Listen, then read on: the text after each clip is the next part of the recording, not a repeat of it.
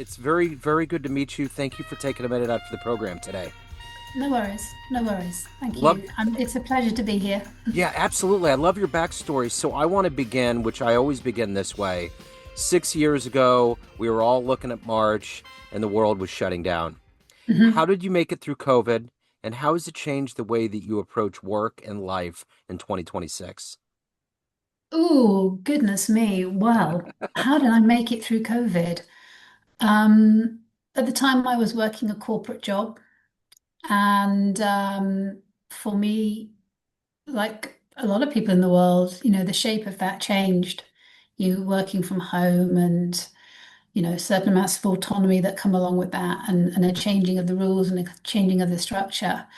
Um, I just dug in and tried to remain positive and keep my little like local universe, which I can help manage and control, moving along on positively, myself and my family. Um, and my work pattern changed, and it was in that year as well that I decided to stop drinking, which was an interesting pivot given the fact that a lot of people's drinking ramped up during that period of time as well. So that was actually the start of a new chapter for me, fundamentally. And that in itself, kicking the booze into touch, kicking the alcohol into touch at that point opened up a whole new world for me, from both a professional and personal perspective. So, what if we get into what you're doing today? If I put you in front of a Yeah. bunch of 13-year-olds and they want to understand what you do for a living, how do you Yeah. answer them? What do you tell them? Well, I say to them that I'm a coach. I'm an alcohol coach.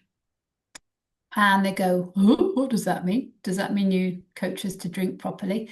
And I said, well, what I do is I help people understand where true nourishment and false nourishment differ. So if somebody is drinking, and they're drinking more than they want to, and it's got more of a role in their life than they would like it to have, I would point out that they are often drinking because they're looking for other things in life. And I would encourage them to reduce how much they drink and to chase true nourishment, true fulfillment.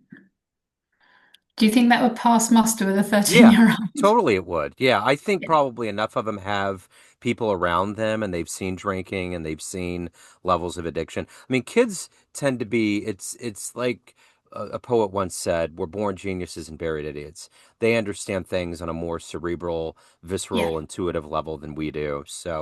Um, so what was I remember my son's 21 now, and before he was born, I did not want him to see me smoking because I knew how heartbroken my dad was that I smoked, and he felt like he had a responsibility to it. Just all of that. It's such a bad habit.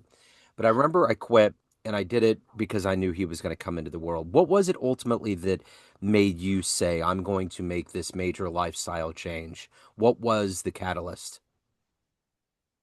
I was exhausted. So from a physical, personal perspective, I knew that I needed to change. I wouldn't say I was at a rock bottom in the sort of dramatic, chaotic way that these things can unfortunately come about, but I was sitting on the bottom, and contemplating the depth and feeling very uncomfortable by the influence that alcohol had got in my life. But my children played a very significant role, and my desired perception that they had of me and the role model aspect of it was huge for me.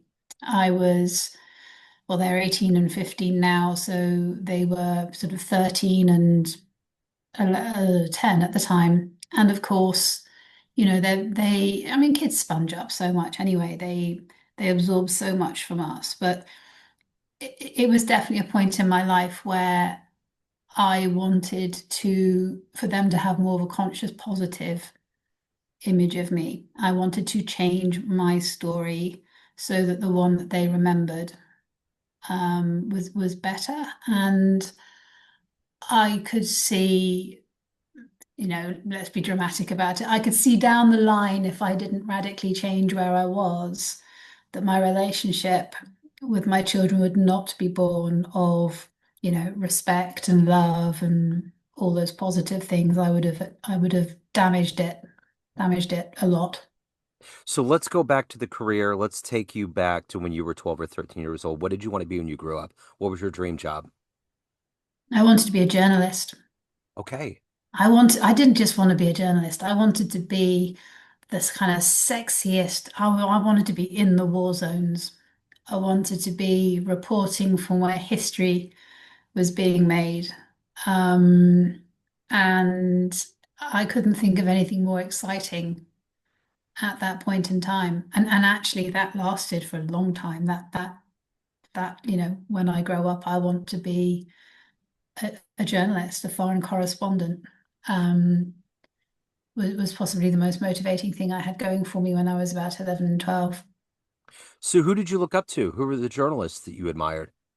Well, in the UK, as you can probably tell from my accent, I'm sitting in the southwest in the UK, and in the world of the BBC in London, we're talking about an era of people like Brian Hanrahan and Kate Adie. Kate Adie in particular, because she was a female correspondent, and I remember vividly at the time, looking at her in her kind of flak vests and stood in front of tanks in Tiananmen Square and, in the Chinese River. And I mean, honestly, the Falkland crisis, she was a very, very progressive female journalist of her time. And it was right at the point when my interest in journalism was being piqued. So yes, it would have definitely been someone like Kate Adie. So take me back to your childhood. What was it that made you want to get into journalism, especially war, being a correspondent, kicking the booze addiction, all of these things? What were the Mm. seeds that were planted that have allowed you to become and evolve into who you are today? That's a really good question. My family life was very steady actually until my parents divorced when I was 16, and that was tricky because I was one angsty, you know, teenager by that point, and I wasn't going to give my dad any slack, and I was old enough to know what was going on and that it was not, a lot of bad stuff was going down between my parents. So that was a turbulent time. But I have to say, up until that point, I'd had a very supportive, very nurtured childhood, and I'd been given really good opportunity. I was in a very good part of the education sector in the UK. My parents were paying privately for education. Um, I went to a school where I think it was instilled in me that I could do anything and be anything that I wanted to be. It was pushing for, high achievement. But I think I got that from my parents as well. And I've got, I had sass.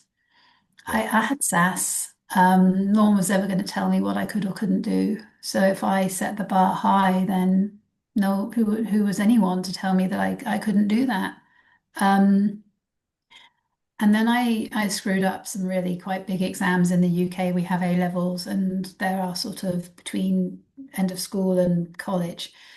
And I fell way short of the grades that I needed to go and do what I probably needed to do if my path was going to be journalism. And I had to sort of detour, which I did. And I walked away from the obvious sort of journalist path, which I've kind of regretted quite a lot, actually, even though I've gone on and done some really lovely and interesting, exciting stuff career-wise. But it is funny because although I feel like I detoured quite a long way and for quite a long time, I'm probably doing now at this stage in my life, age 55, more to do with that. I've just written a book and I have a Huh. podcast and I write, and I feel like I'm probably more aligned and closer to that ambition than ever before. Um, Yeah, I mean, because this wasn't around earlier on. I mean, I come from that Gen X generation, and this Mm, media, this new media, and the way that we communicate, and we put things out wasn't around. So yeah, it seems like it's been full circle yeah. to get back to this. Um, so talk to me a little bit about who's been that inspirational force for you between finding your foothold in your career, finding this ability to help people kick a bad habit, and everything that has become who you are. Who's been that heroic force in your existence? I am going to say something really conceited, but I actually think it's a lot of it's come internally. Um, I haven't, for example, sat down ever and thought of individuals as role models. I want, apart from Kate Adie, the journalist, I never sort of thought, oh, I take my inspiration from different people. I What I do genuinely think I have found, and I think if anyone's ever been in sort of a place of addiction and dependency of any substance, they'll probably relate to this, is I think I've always had a light inside of me that's been quite tenacious and very searching, very seeking, very driven.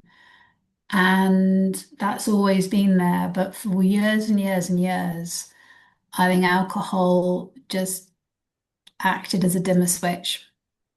Um, I've been lucky to have some fantastic people, colleagues that I've worked with. I worked for 25, nearly 30 years in advertising. Um, and I've worked with some wonderful people who've influenced me at different levels, but I do feel that once I stopped drinking, the light came back on. And in the last, 5 years or so, I actually feel that the drive and the energy and the motivation that I had when I was 16 is back. It's back in play. I'm 55 and thinking everything's possible. And the sky is the limit again. So, yeah.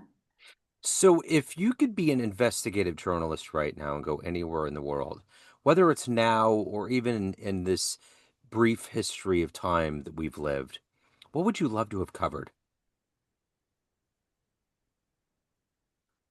I would have loved to have covered a few things.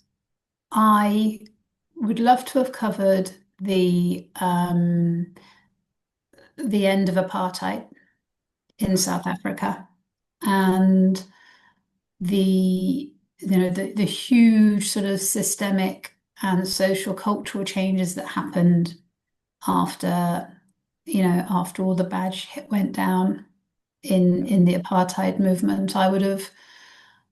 I think, given the number of people that has influenced and the opportunities that that's opened up in the world, I think that would have been one of those moments in time, moments in history that I would love to have covered. Um, but my goodness, there are so many. I think, without wanting to dive into American politics, where I am certainly not an expert, I think the lead up to Obama's administration, Yeah. um, however long ago that was now, I lose count because there's been so many sort of presidential changes since. Yeah. But again, moments of huge sort of opportunity and possibility, change, cultural change.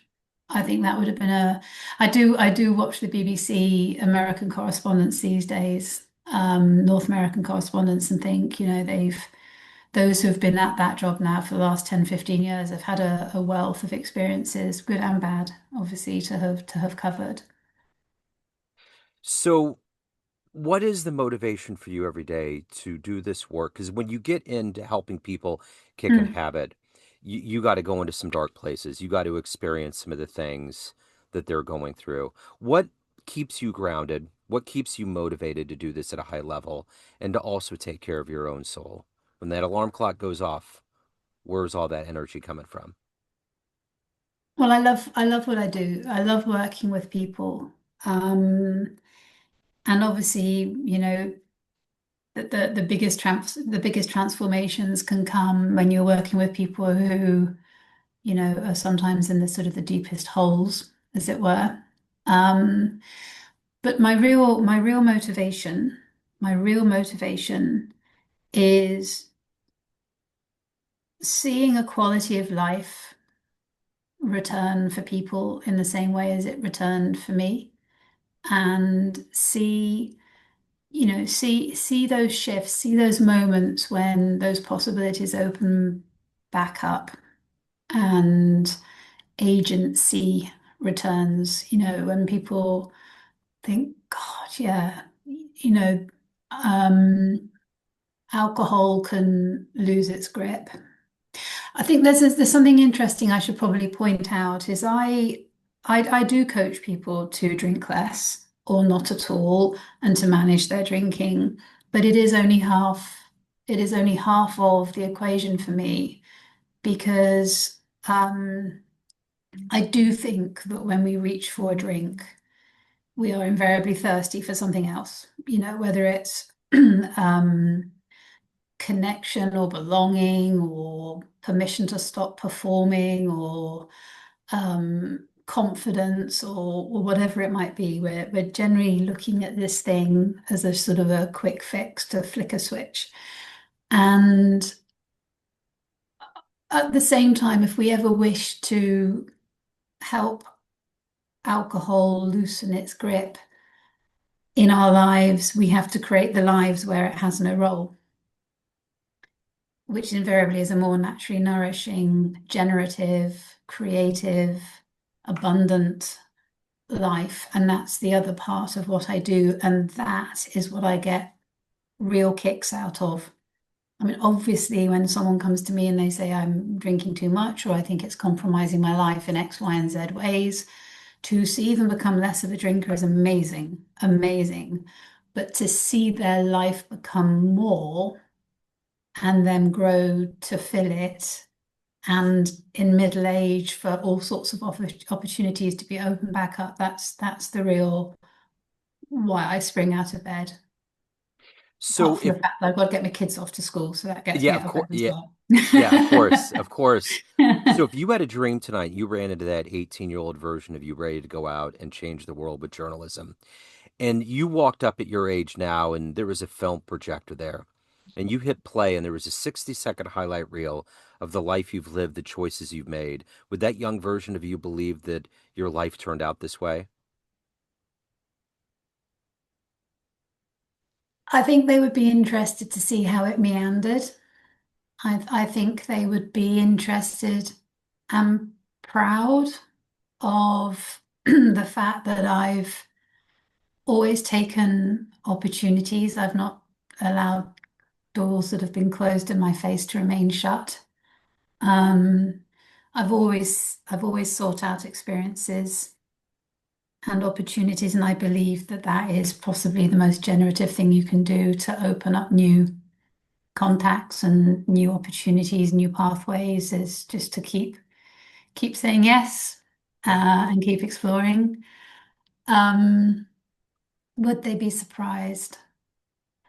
I don't think that I was already drinking quite heavily when I was 18, so I don't think they would have been surprised that I ran into problems with alcohol.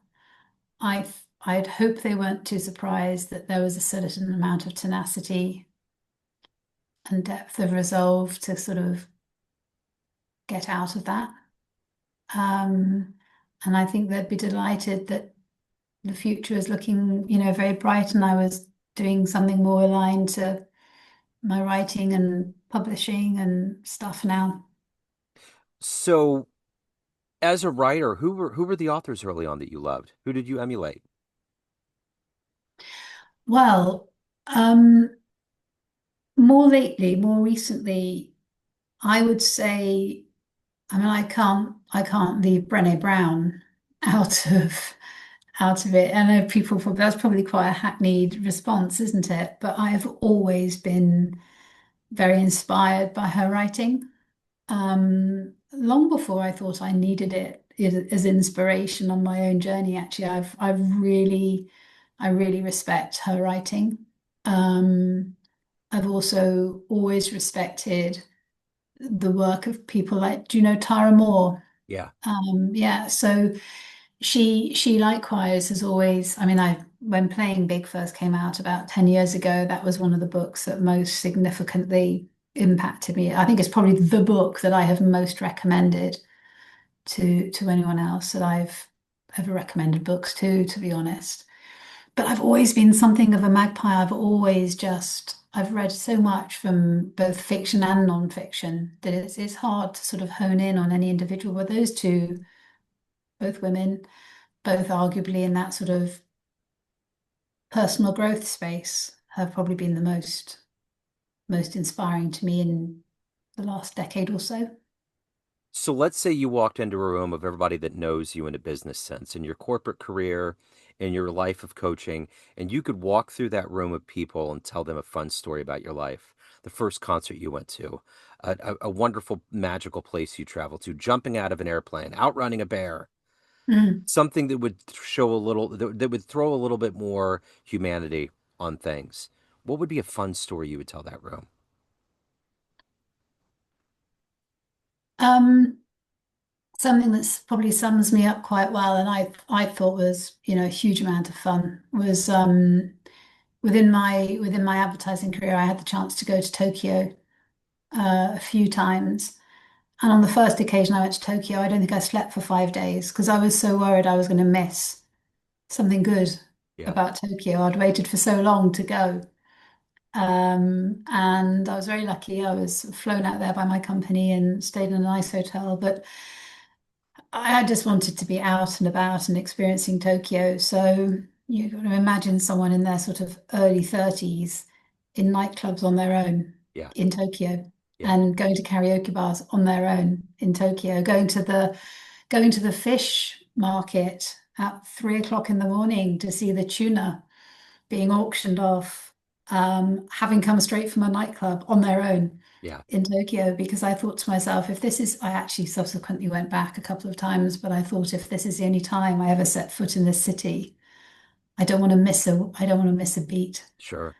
That's wonderful. Um, but I think I came home absolutely shattered. I jet lag had nothing to do. I don't think I'd slept for 5 days. I was so, yeah, so keen to not miss a thing.